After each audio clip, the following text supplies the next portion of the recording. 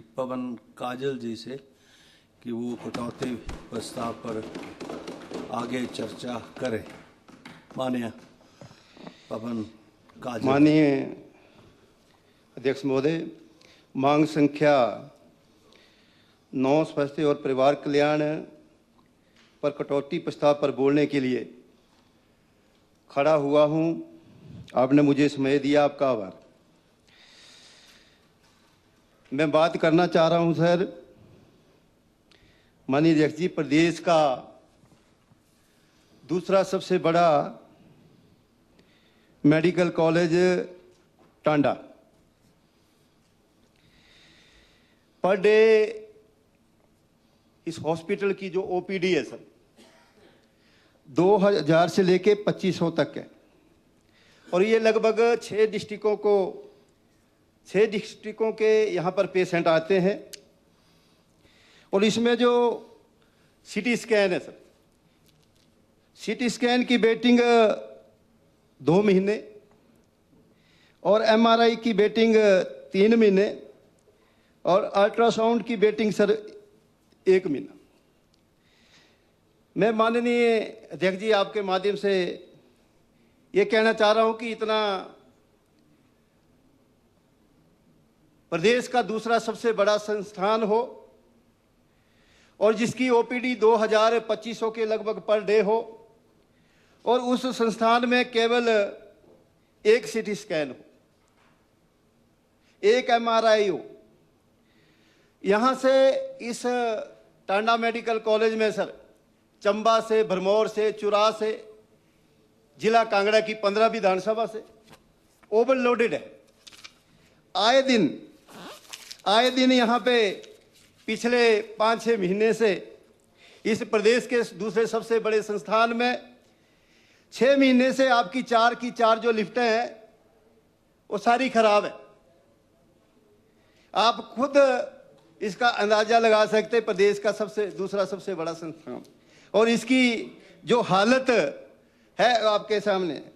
माननीय अध्यक्ष जी, ये जो सीटी स्कैन की जो चंबा से, चुरा से, भरमौर से या 15 विधानसभा से कोई भी टांडा मेडिकल कॉलेज में आता है, डॉक्टर के पास आता है और डॉक्टर उसको बोलता है कि आप सीटी स्कैन करा के लाओ। जब आप सीटी स्कैन कराने जाओगे तो 2 महीने की वेटिंग है। और एक भी मैं आपको बता देना चाहता हूं सर, आए दिन कई बार इससे पहले भी मैं जब भी 2012 से इस माननीय सदन में आया और टांडा मेडिकल कॉलेज के बारे में मैं हमेशा ही बोलता रहा हूं। स्थिति तो ये हो जाती है कभी कभी कि जिस हॉस्पिटल में, टांडा में जो डॉक्टर किसी को, पेशेंट को देखता है, जब ये स्थिति होती है कि सीटी स्कैन 2 महीने के बाद है, आपका एमआरआई 6 महीने के बाद है, तो आप बाहर भी करवा सकते हैं। तो जो गरीब आदमी, आम आदमी है, टांडा मेडिकल कॉलेज में कौन आता है? जो निर्धन गरीब आम आदमी है। अब 10,000 की एमआरआई कराने के लिए उसको बाहर जाना पड़ता है।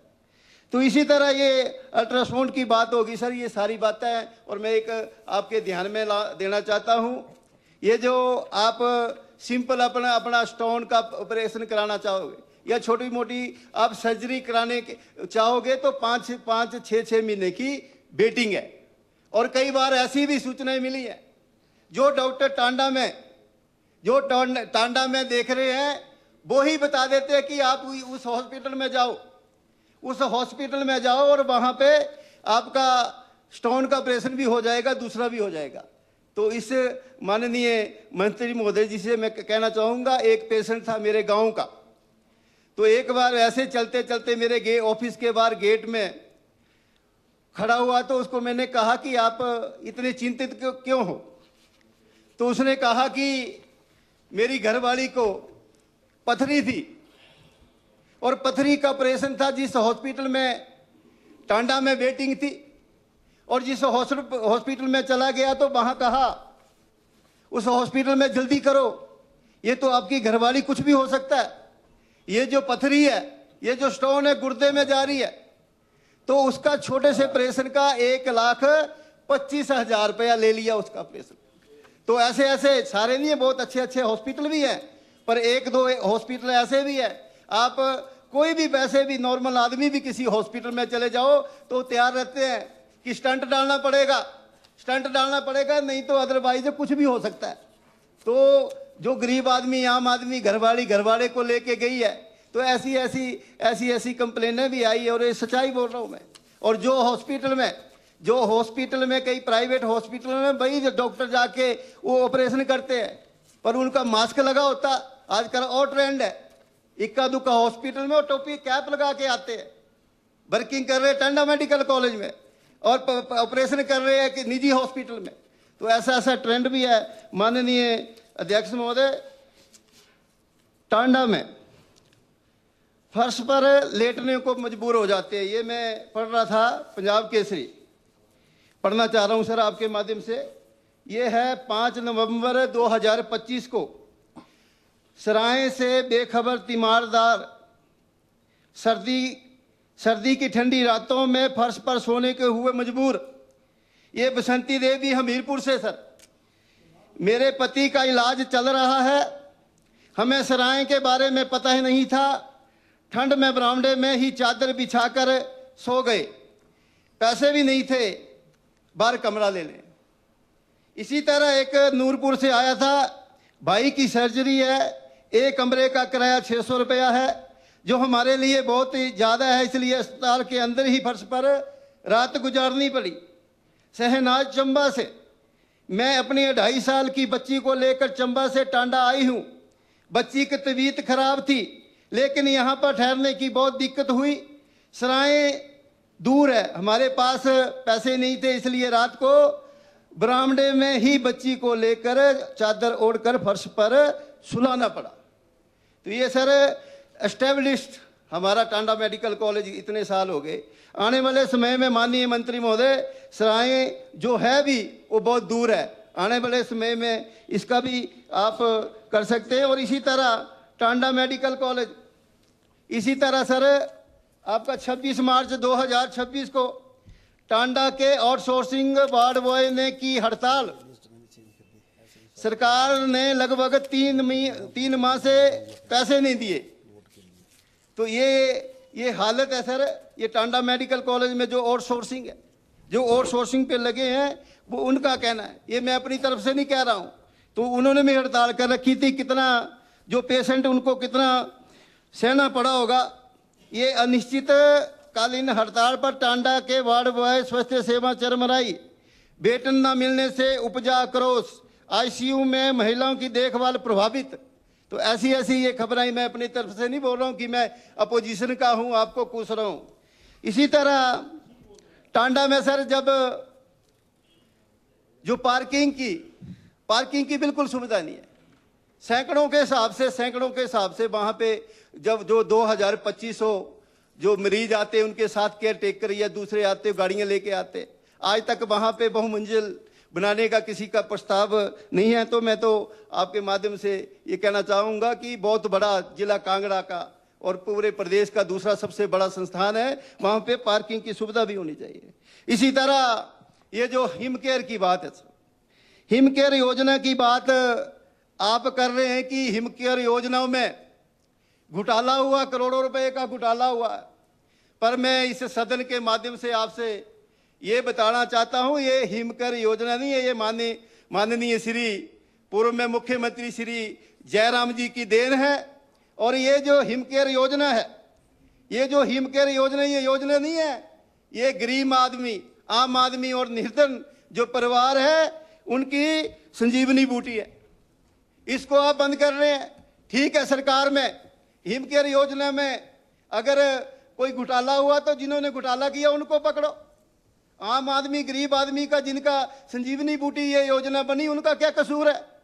तो इस पे भी मैं माननीय अध्यक्ष जी आपके माध्यम से माननीय मंत्री जी से ये कहना चाह रहा था कि हर जगह कहीं पर, जैसे कांगड़ा मेरा हॉस्पिटल है, कांगड़ा में हॉस्पिटल में 2 अल्ट्रासाउंड की मशीनें हैं, पर वहाँ पे रेडियोलॉजिस्ट नहीं है।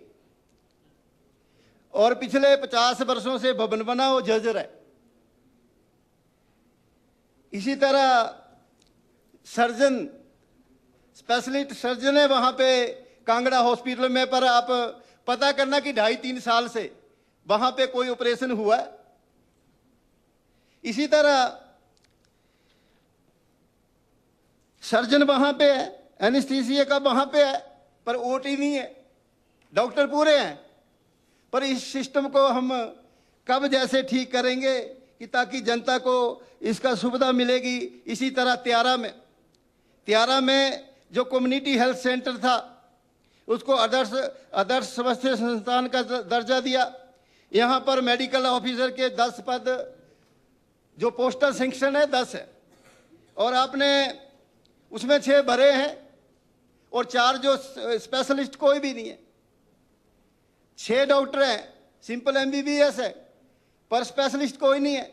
जब कोई स्पेशलिस्ट नहीं होगा तो उस आदर्श स्वास्थ्य स्थान का क्या मतलब रह गया। इसी तरह उसकी भी बिल्डिंग जर्जर है। तो मैं तो ये कहना चाह रहा था, इसमें सर एक्सरे की मशीन नहीं है, पर यहाँ पर रेडियोग्राफर का पद है। तो ये आदर्श स्वास्थ्य संस्थान सर, ये जो यहाँ पे एक्सरे की मशीन की होना भी जरूरी है, CT स्कैन का जरूरी, अल्ट्रासाउंड की जरूरी है। मैं तो ये कहना चाह रहा था, इस बार माननीय मुख्यमंत्री महोदय जी ने हमारा जो विधायक निधि को कट लगाया, ये विधायक निधि को कट लगाया। इस बार मैं सोच रहा था ये त्यारा का जो संस्थान है, यहाँ पे मैं विधायक निधि से एक्सरे मशीन, रेडियोग्राफर एक्सरे की मशीन भी मैं विधायक निधि से दूंगा, और CT स्कैन की भी कोशिश करूंगा, अल्ट्रासाउंड की भी कोशिश करूंगा। पर हमारी 2 करोड़ 20 लाख से 1 करोड़ 10 लाख सीधी काट दी।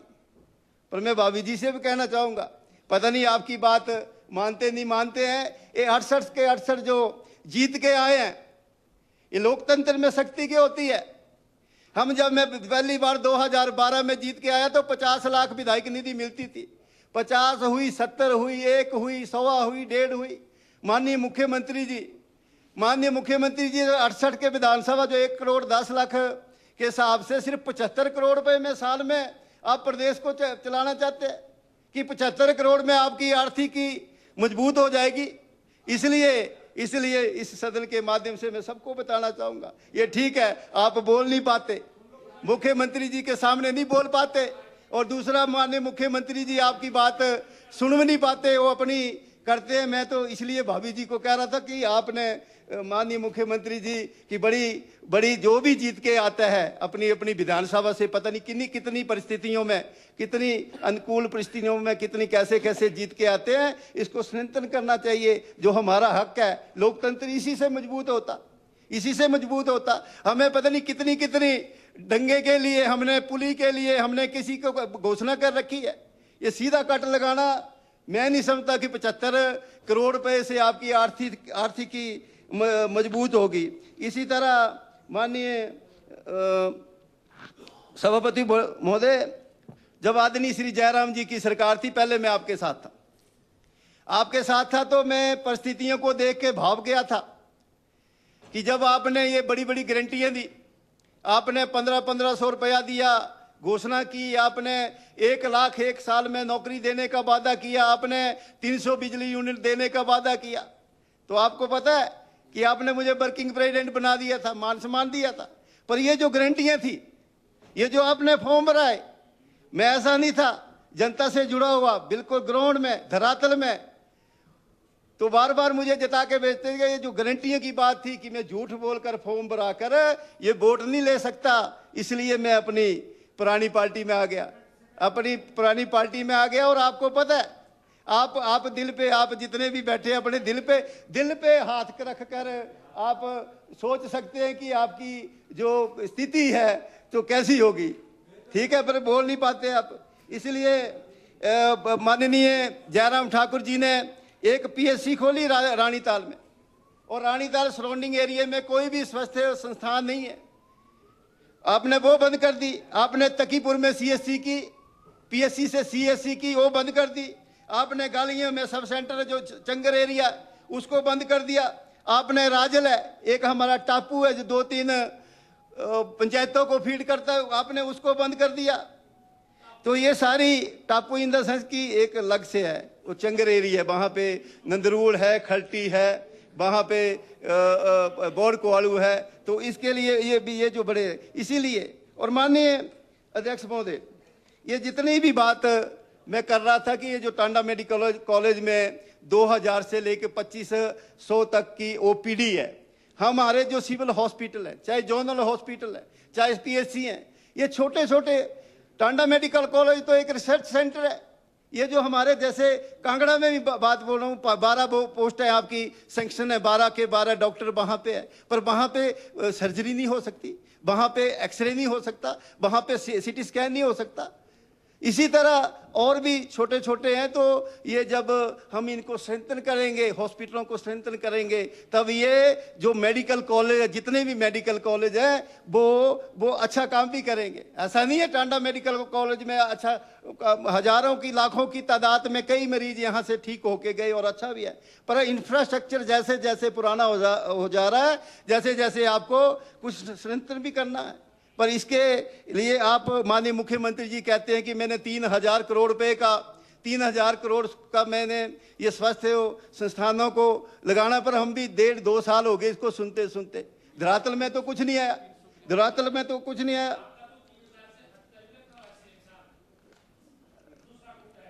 तो इन्हीं माननीय सभापति महोदय, ये मेरी जो बातें थी, ये और इससे बड़ी बात क्या हो सकती, इससे बड़ी बात क्या हो सकती सर माननीय मंत्री महोदय, इससे बड़ी बात क्या होती। हिमाचल में बनी 71 दवाओं समेत देश भर में सैंपल हुए फेल।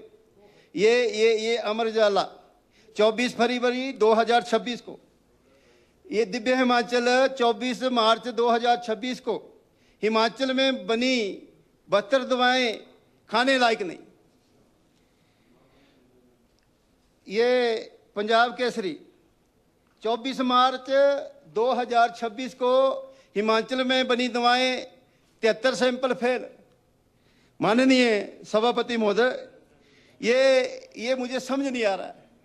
हमारा प्रदेश छोटा सा प्रदेश, शांति प्रिय प्रदेश, देवभूमि, पर ये अखबारों के माध्यम से ये सैंपल फेल होना, ये हॉस्पिटलों की तो हालत तो वैसे है, तो ये सैंपल फेल होना कितनी शर्मिंदगी की बात है। माननीय सभापति महोदय, माननीय मंत्री जी, टांडा मेडिकल कॉलेज में जब भी सरकार कोई बनती थी, वहां पे तत्कालीन मुख्यमंत्री साल में 1 या 2 बार टांडा मेडिकल कॉलेज में जाता था कि वहां पे प्रदेश का दूसरा सबसे बड़ा संस्थान है, जिला कांगड़ा की 15 विधानसभा, साथ में चंबा है, 6 डिस्ट्रिक्टों को फीड करता है, पर आप नहीं जा पाते। इसलिए थोड़ा सा इसके बारे में देखें। गरीब आदमी यहाँ पे ये जो सरकारी जो टांडा मेडिकल कॉलेज में, यहाँ पे निर्धन, गरीब, लाचार, जो बेसहारा वहाँ पे जाते हैं, तो इसको स्ट्रेंथन करने की जरूरत है, इसी तरह बड़ी बातें हुई। टांडा में कॉलेज रोबोटिक सर्जरी का होना जो शुरू हुई है, please don't disturb. Robotic surgery शुरू हुई, ठीक है, आपने अच्छी शुरुआत की, पर महंगी रोबोटिक सर्जरी धनराशि कब, इसमें फिर में फरमान आ गया कि रोबोटिक जब सर्जरी करेंगे उसको 50 या 60 हजार रुपया भी लगेगा। तो ये इन सारी बातों का ध्यान रखते हुए इस कटौती प्रस्ताव पर मुझे बोलने का आपने समय दिया। माननीय सभापति बोले, इन्हीं शब्दों के साथ धन्यवाद। जय हिंद।